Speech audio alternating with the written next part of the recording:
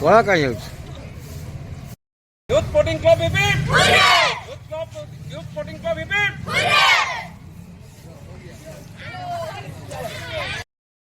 ଦୌଡ଼ୁନୁ।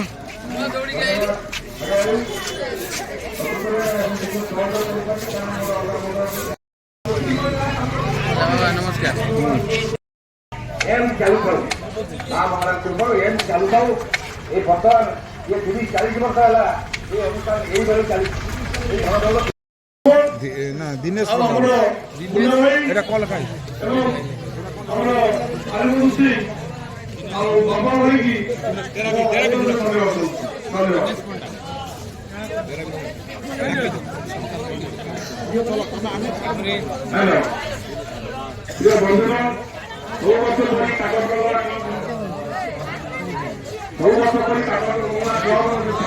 कार्यक्रम আমার সব সমস্ত হয়েছি ড্রয়িং ছিল রঙ্গোলি ছিল মেহেদি ছিল ওড়িশি ডান্স তারপরে গাড়ি মধ্যে আজ অনুরোধ করি আপনার ভাইকি যুব সত্য সে আজ আমি সহযোগ করেছি আপনার ভাইকে কেন্দ্রাপড়া ডিস্ট্রিক্ট ধন্যবাদ এইভাবে প্রক্রিয়া জারি রাখন্তু আজ মানে প্রথম দ্বিতীয় তৃতীয় হইনাকে আপনাদের নেবে এই উদ্দেশ্যে আপনাদের নিজের অভ্যাস জারি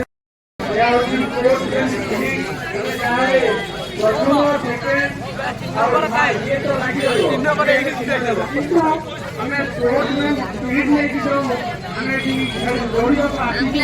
ଅଂଶଗ୍ରହଣ କରିବୁ ସେଇଟା ହେଉଛି ସେଇ ଛୋଟ ଛୋଟ ପିଲାମାନଙ୍କର ଆଗ୍ରହ ଆଜି ବହୁତ ସୁନ୍ଦର ଆଗ୍ରହ ନିଜ ଆଗ୍ରହ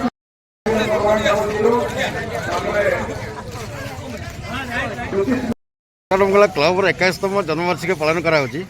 ଆଜିର କାର୍ଯ୍ୟକ୍ରମ କ'ଣ ଥିଲା?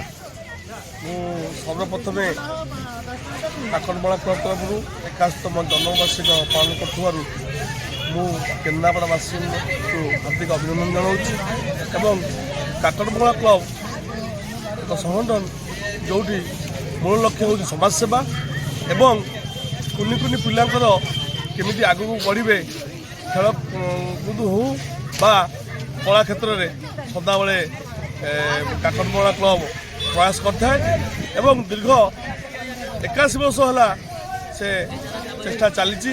ଏଠୁ ବହୁତ କୁନି କୁନି କଳାକାରମାନେ ବାହାରିଛନ୍ତି, ବହୁତ କ୍ରୀଡ଼ାବିତ ବାହାରିଛନ୍ତି ଯିଏ ସାରା ଓଡ଼ିଶା କ'ଣ ସାରା ଦେଶ ପାଇଁ ମଧ୍ୟ ନାଁ କରିଛନ୍ତି। କ୍ଲବର 81ତମ ଜନ୍ମବାର୍ଷିକୀ ପାଳନ କରାଯାଉଛି। ଆଜିର କାର୍ଯ୍ୟକ୍ରମ କ'ଣ ଥିଲା, ଆପଣମାନେ କାହିଁକି ଆସିଥିଲେ? 81ତମ ଜନ୍ମୋତ୍ସବ ଉପଲକ୍ଷେ ଆଜି ଏକ ବିରାଟ ଗଣଦୌଡ଼ ପ୍ରତିଯୋଗିତା ମାନେ ଆରମ୍ଭ କରିଥିଲେ ଏବଂ ସଫଳତା ସହିତ ଶେଷ ହୋଇଛି। ଆଜି ଏଥିରେ ବହୁତ 200ରୁ ଉର୍ଦ୍ଧ୍ୱ ଛାତ୍ରଛାତ୍ରୀ ବା ପିଲାମାନେ ଆଥଲେଟ୍ସ ମାନଙ୍କରେ ଭାଗ ନେଇଥିଲେ। ଯାହା ହଉ ଆମେ ଧନ୍ୟବାଦ ଦେବୁ କାକଟମଙ୍ଗଳା କ୍ଲବର ସମସ୍ତ କର୍ମକର୍ତ୍ତାମାନଙ୍କୁ ଯେ ଏ ପ୍ରକାର ଆୟୋଜନ କରିଛନ୍ତି। ପିଲାମାନଙ୍କୁ ଆଗକୁ ନେବା ପାଇଁ ଆଥଲେଟ୍ସମାନଙ୍କୁ ଆଗକୁ ନେବା ପାଇଁ ତାଙ୍କ ପ୍ରୟାସ ଜାରି ରହୁ।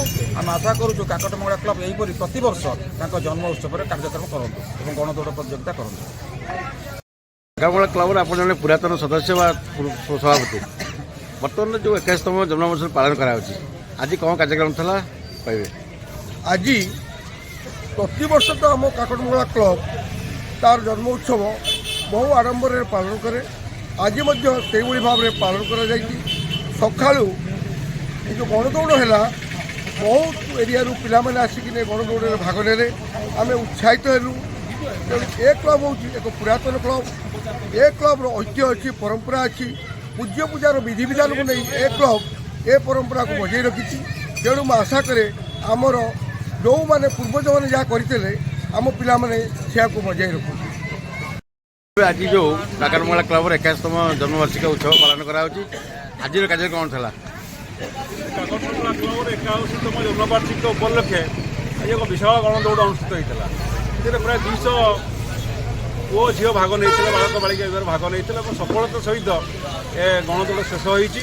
ଦୀର୍ଘ 40 ବର୍ଷ ଧରି କାକଟମଙ୍ଗଳା କ୍ଲବ ଏ ଗଣଦୌଡ଼ କାର୍ଯ୍ୟକ୍ରମ ଆୟୋଜନ କରିଆସିଛି।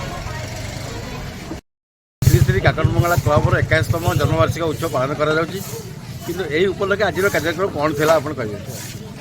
ଆଜି କାକଟମଙ୍ଗଳା କ୍ଲବର କେନ୍ଦ୍ରାପଡ଼ା ସହର ପାଖାପାଖି 200ର ପୁରୁଷ ଏବଂ ବାଳିକା ବିଭାଗର ଖେଳାଳିମାନେ ପ୍ରତିଯୋଗିତାରେ ଗଣଦୌଡ଼ ଭାଗ ନେଇଥିଲେ ଏବଂ ବହୁତ ସୁନ୍ଦର ଭାବରେ ଏ କାକଟମଙ୍ଗଳା କ୍ଲବ आयोजन करते एवं जो पिला माने पोजिशन नहीं सर्टिफिकेट ट्रॉफी प्रदान कर